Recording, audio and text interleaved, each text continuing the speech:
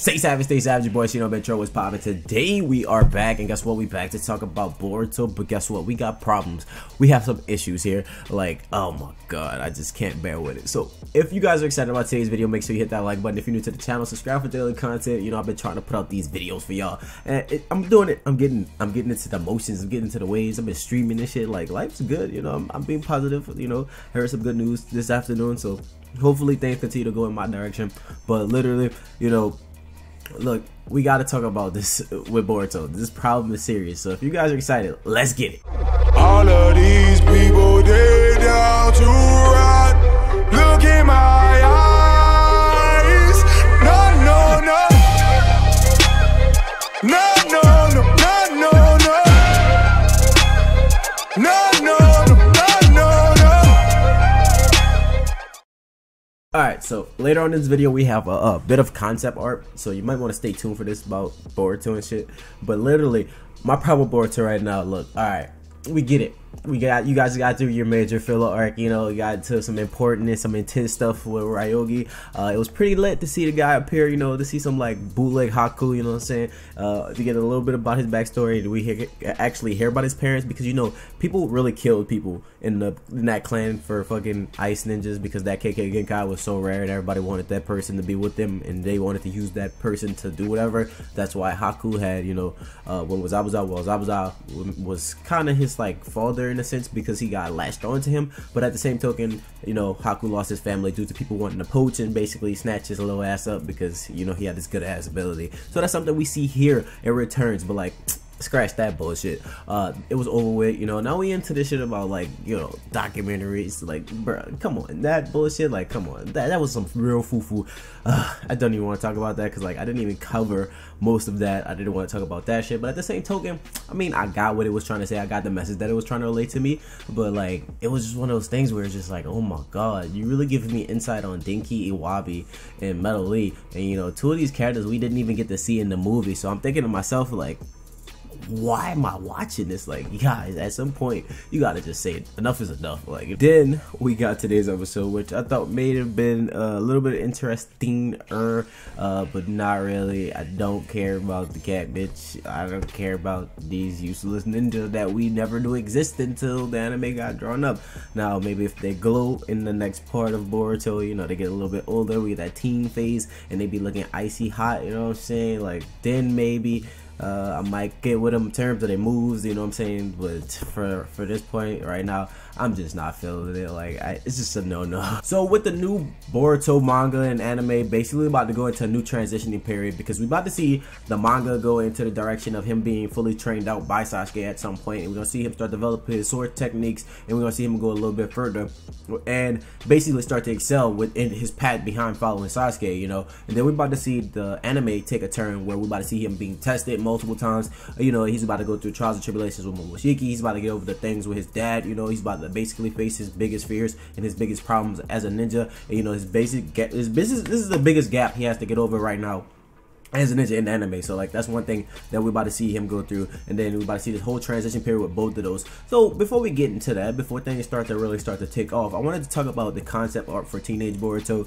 and I wanted to talk about like how I think Teenage Boruto is gonna be. And my phone just rang, and that's probably the first time my phone has ever rung. That one combination that we always wanted. We wanted to see the Chidori fuse with the Rasengan, and it was like, yo, we finally getting to see that like within the next couple of months and the progression of Boruto. You know, this is like to go lit, like litty, like it's about to go so OD. Plus he has the Jogan, or however you pronounce that shit, like it's literally Sasuke 2.0 fused with Naruto. It's literally the Indra and Ashura in one, like, you know what I'm saying? This is literally if Sasuke and Naruto had a baby, to be honest. Like, it's more Sasuke and Naruto having a baby than it's Naruto and Hinata having a baby. Like, I mean, you get what I'm saying, but like, come on, bro. This dude is about to be so litty. Now, what I'm saying was with this, like, the reason why I want to talk about this, because we got to think about what Sarada is going to be like. You know, she's going to be excelling really fast too, because you got to think about it. This is her rival. This is the person that she's going to be keeping up with, you know. And at this point in time, we see those two being very like prestigious, and they both extremely strong, you know. Eventually we're gonna get Kawaki coming in there, but you know, there's gonna be some trials and tribulations. I feel like Kawaki is more of like a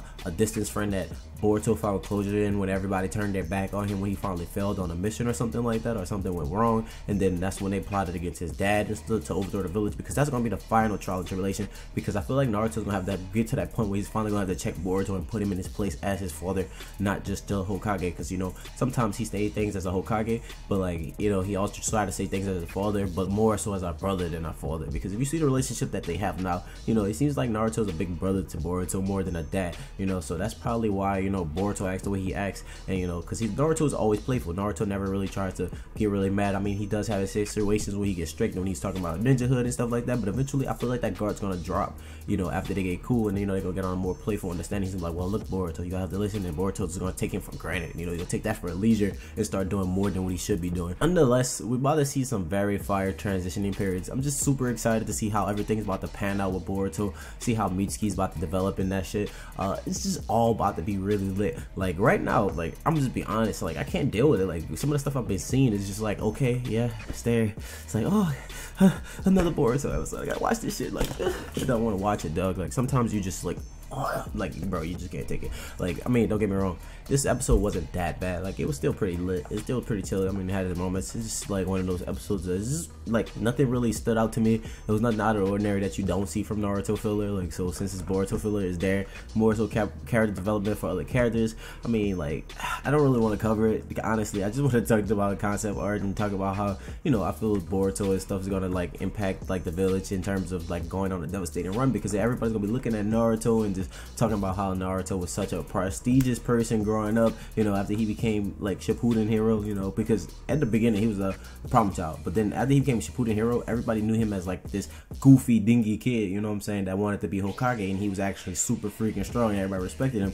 And then he became a Hokage, because like as we see Naruto now in this show, we saw him as a man, and then we saw him as a boy, you know, being very like problematic, seeing him all in all the troubles. But when Naruto was a teen, Naruto was always like trying to be boisterous and to say he was doing the right thing. You know, we got this boy like that's just like him, but he's also just like more like skilled, more better than him. Like, you know, he's already has like this positive talk about him. Like I was like, oh yeah, that's the Hokage son, he Boruto. Like, you know, if you read the manga, you know that when people talk about Boruto in regards, they speak very highly of him. They even call him Lord. You know, he's really Lord Boruto, because if you think about it, like he's the Hokage son, he would be like the son of the Lord Hokage. So you know what I'm saying. But you know, Boruto doesn't really care about formalities, but you will start to see in the manga that the formalities will start to appear. You know, I don't want to spoil anything, but like that's how it's going to start panning out. And you know, Boruto has this reputation and this stature for being like in this noble class, and you know, we're going to see all that stature and stuff get fell upon on the world, and everybody's going to be looking at Naruto like, this is your son is the reason why all this happened. You were too soft, you were too lenient, you know, because he, even though he was wrong, they're gonna look at Naruto like he's at fault, and he was like bad for parenting Boruto into the direction he did. All in all, I still think it's gonna pan out good. I just feel like they're going through that really rough spot in terms of development and how they're transitioning things, because I feel like the production company is trying the best they can. I just feel like they need a little bit more guidance, a little bit more direction. Kishimoto, I understand you still trying to take a break, but look, you need to put your foot on the gas, or like on their neck or something, and tell them, look, yeah, I know I'm trying to give you your own creative freedom and shit like that, let you do your own thing. I want to supervise you and, you know, help you become a positive and great artist, but at the same token, you gotta let them know, hey, I got a fucking reputation. Keep this shit rolling. Keep this foot on the neck. Keep going, you know. So let me know your personal thoughts and your personal opinions, what you think is gonna pan out, you know what I'm saying, how you feel about what's coming up in the Momoshiki arc, what you know about like Momoshiki and Kinshiki, what we don't know about the mysterious person. I forgot to look up his name. I will start to get into that. I'll start talking about that soon later. I might just do a video basically on that. I'm not sure yet, you know. Give me ideas, you know. We do still gotta talk about Black Clover. I mean, I gotta talk about how they had Soul Blade in the fucking anime. So you drop a like, lets me know that, you know, you rocking with the content. So like, as long as you rocking with the content, we can keep putting it out and keep continuing to, you know, prosper. You know, we Trill Gang, Trill Family. We over here, we trying to get it. Hey, don't forget your Shino X Sakura shirts. Links are in the description below. You got to the 29th to get those. You know what I'm saying? I mean, look, this is probably like one of the best shirts you're gonna have in a long time. You know what I'm saying? Because this shirt is really saucy. Like, they got the sauce drip go woo on the bit. I don't know why I'm doing this. Like, this is going on a little bit too long, so I'm gonna just go now because I just made this awkward. Bye. Oh wait, here's a sneak peek to my new song featuring Omar Came Up. Wood style when I'm rolling up. Yeah, that be that sticky stuff. That wood style rolling up. Yeah, that be that sticky stuff. That bust all up in her gut. Yeah, you know she down to fuck. Yeah, that be that sticky stuff. That wood style Woodstock when I'm rolling up. Yeah, that be that sticky stuff. That Woodstock rolling up. Yeah, that be that sticky stuff. That must all up in her gut. Yeah, you know she down to fuck. Yeah, that be that sticky stuff. That Woodstock.